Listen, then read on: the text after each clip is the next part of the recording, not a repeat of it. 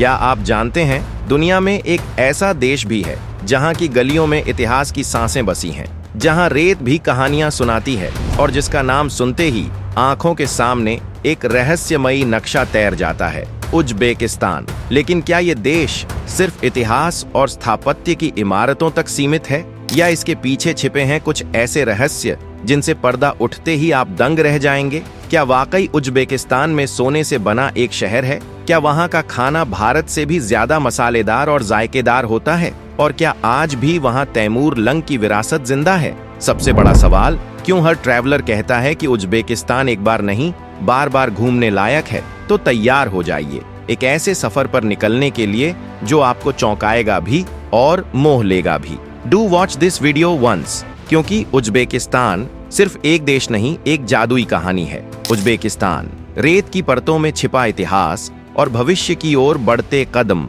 मध्य Asia के बीचों बीच स्थित उज्बेकिस्तान को अक्सर एशिया का दिल कहा जाता है, और यह बात केवल उसकी भौगोलिक स्थिति के कारण नहीं, बल्कि उसकी ऐतिहासिक और सांस्कृतिक धरोहर की वजह से भी पूरी तरह सही लगती है।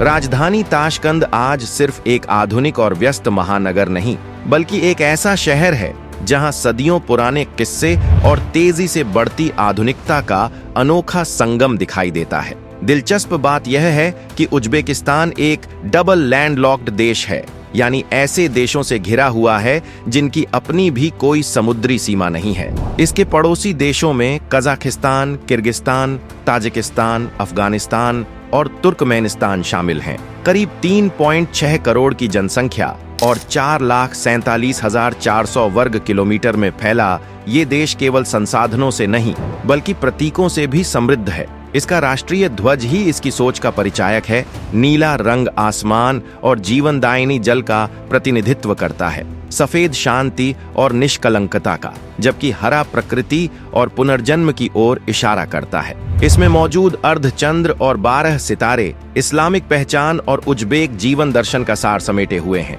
इतिहास की बात करें तो उज्बेकिस्तान प्राचीन सिल्क रूट पर बसा एक अहम पड़ाव रहा है। ये वही मार्ग था जिसने चीन से लेकर यूरोप तक व्यापार और सांस्कृतिक आदान प्रदान की नींव रखी। समरकंद, बुखारा और खीवा जैसे शहर उस युग में समृद्ध ज्ञान, वास्तुकला और व्यापार के केंद्र बने, और आज भी इनका आकर्षण कम नहीं हुआ। 20वीं सदी में इस देश ने एक नया अध्याय देखा। 1924 में यह सोवियत संघ में शामिल हुआ और उज्बेक सोवियत समाजवादी गणराज्य बना। उस दौर में उद्योग, कपास की खेती और शहरों का विकास हुआ, लेकिन धार्मिक स्वतंत्रता और पारंपरिक सांस्कृतिक पहचान को भारी चोट पहुंची। मस्जिदें बंद की गईं, पुरातन इमारतें जमींदोज कर दी गईं और स्थानीय जीवन शैली को रूसी प्रभाव में ढालने की कोशिशें की गईं।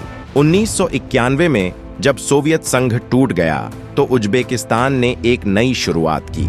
स्वतंत्रता के बाद देश ने अपनी खोई हुई परंपराओं, धार्मिक मूल्यों और सांस्कृतिक आत्मा को फिर से पहचानना शुरू किया। शुरुआती वर्षों में शासन व्यवस्था पर कठोरता के आरोप लगे, लेकिन धीरे धीरे उज्बेकिस्तान ने राजनीतिक स्थिरता, वैश्विक रिश्तों और आर्थिक सुधारों की ओर रुख किया। आज अगर कोई उज्बेकिस्तान की आत्मा को महसूस करना चाहे तो उसे समरकंद और ताशकंद की गलियों से गुजरना होगा। समरकंद, जो महान विजेता तैमूर लंग की राजधानी रहा, आज भी नीले गुंबदों, मीनारों और संगमरमर की शानदार वास्तुकला के जरिए अपने इतिहास को जिंदा रखे हुए है। गुले अमीर मकबरा, रेगिस्तान स्क्वायर और मीर अंसारी जैसी जगहें यूनेस्को की विश्व धरोहर सूची में शामिल हैं। ये सिर्फ इमारतें नहीं, बल्कि समय के उस दौर की आवाजें हैं जो अब भी सुनाई देती हैं। उज्बेकिस्तान अब एक ऐसा देश बन चुका है जहां पुराने और नए की लड़ाई नहीं, बल्कि साझेदारी है, जहां रेगिस्तान की तपिश के बीच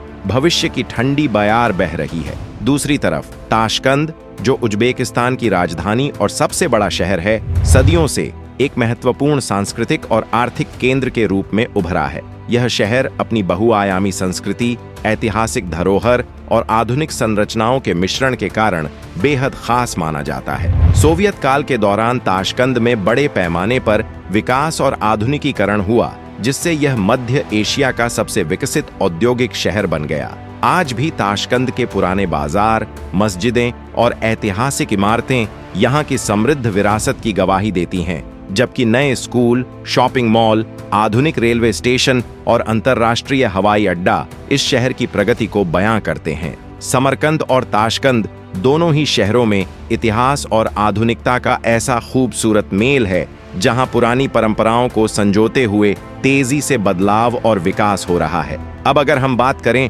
उज्बेकिस्तान की संस्कृति की, तो यह मध्य एशियाई विविधता और समृद्धि का जीवंत उदाहरण है। उज्बेक लोग पारंपरिक पोशाक चापन पहनते हैं, जो एक लंबा और रंग बिरंगा कोट होता है, खास अवसरों पर पहना जाता है। पुरुष अपने सिर पर पारंपरिक टोपी भी लगाते हैं, जो उनकी सांस्कृतिक पहचान का अहम हिस्सा है। संगीत के क्षेत्र में शमकम उज्बेकिस्तान की विशिष्ट धरोहर है, जिसे यूनेस्को ने अमूर्त सांस्कृतिक विरासत के रूप में मान्यता दी है।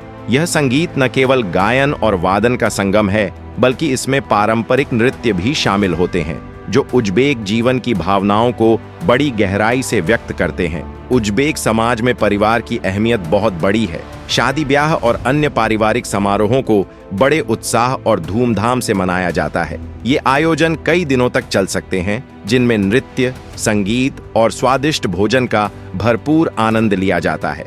मेहमानों का आदर, सत्कार और सहयोग की भावना उज्बेक समाज की पहचान है, जो उनकी रोजमर्रा की जिंदगी का अनिवार्य हिस्सा है। खानपान की बात करें तो उज्बेकिस्तान का खाना स्वाद और विविधता में बेहद समृद्ध है। उनकी सबसे मशहूर डिश प्लोव है, जिसमें चावल को गाजर, प्याज और मसालों के साथ मांस के टुकड़ों के साथ पकाया जाता है। यह डिश लगभग हर पारिवारिक या सामाजिक समारोह की शान होती है। इसके अलावा समोसा, जो भरवां पेस्ट्री होती है और तंदूर में बेक की जाती है, भी यहाँ का लोकप्रिय स्ट्रीट फूड है। लगमन भी एक पसंदीदा व्यंजन है, जिसमें ताजी नूडल्स को मसालेदार ग्रेवी और सब्जियों के साथ परोसा जाता है। उज्बेकिस्तान में चाय पीने की परंपरा भी गहरी है। काली चाय या हर्बल चाय मेहमानों का स्वागत करने का एक खास तरीका है, जो उनके सामाजिक मेलजोल को और भी मजबूत बनाती है। उज्बेकिस्तान की गलियों में स्ट्रीट फूड का माहौल बेहद जीवंत और रंगीन है, जहां ताजा और मसालेदार व्यंजनों का स्वाद आसानी से मिल जाता है। यहाँ के खाने में परंपरा, स्वाद और मेहमान नवाजी का अनोखा संगम देखने को मिलता है, जो इस देश की जीवन शैली की गहरी झलक पेश करता है। भाषा और धर्म की बात करें तो उज्बेकिस्तान की मुख्य भाषा उज्बेक है, जो तुर्किक भाषा परिवार की प्रमुख भाषाओं में से एक है।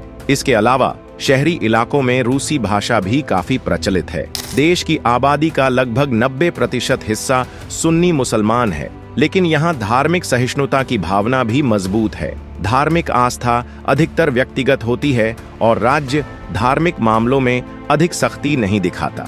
इस्लाम उज्बेकिस्तान के सामाजिक और सांस्कृतिक जीवन में महत्वपूर्ण भूमिका निभाता है, लेकिन यहाँ का माहौल काफी समावेशी है। जहाँ तक उज्बेक महिलाओं की बात है, पिछले कुछ दशकों में उनकी स्थिति में काफी सुधार हुआ है। महिलाएं शिक्षा, कामकाज और समाज में सक्रिय भागीदार बनी हैं। वे अपने पारंपरिक कपड़ों जैसे छापन और दुपट्टे के साथ साथ आधुनिक फैशन को भी अपनाती हैं। शिक्षा के क्षेत्र में उनकी भागीदारी बढ़ रही है, जिससे वे सामाजिक और आर्थिक रूप से मजबूत होती जा रही हैं। हालांकि उज्बेक समाज में पारंपरिक परिवार व्यवस्था अब भी मौजूद है, फिर भी महिलाओं का सम्मान और उनकी भूमिका बहुत महत्वपूर्ण मानी जाती है। आज उज्बेकिस्तान तेजी से उभरता हुआ पर्यटन केंद्र बन रहा है, जहां पर्यटकों के लिए ई वीजा की सुविधा भी उपलब्ध है। यात्रा का खर्च अपेक्षाकृत कम होने के कारण यह बजट ट्रैवलर्स के लिए बेहद आकर्षक जगह बन गया है। ताशकंद,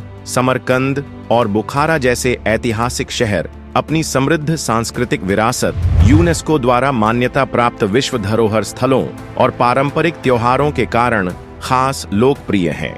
यहाँ के लोग बेहद मेहमान नवाज हैं और अपनी सांस्कृतिक धरोहर जैसे संगीत, खानपान और त्योहारों के माध्यम से पर्यटकों को एक यादगार अनुभव प्रदान करते हैं। भारत और उज्बेकिस्तान के रिश्ते।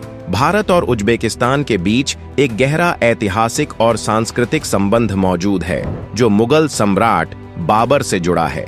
बाबर का जन्म फरगाना घाटी में हुआ था, जो आज का उज्बेकिस्तान है। उन्हीं ने भारत में मुगल साम्राज्य की नींव रखी।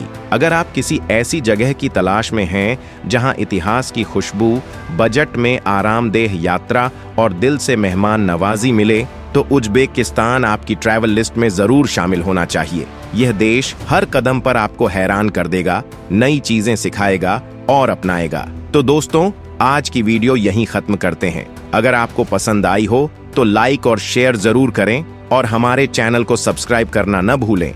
धन्यवाद।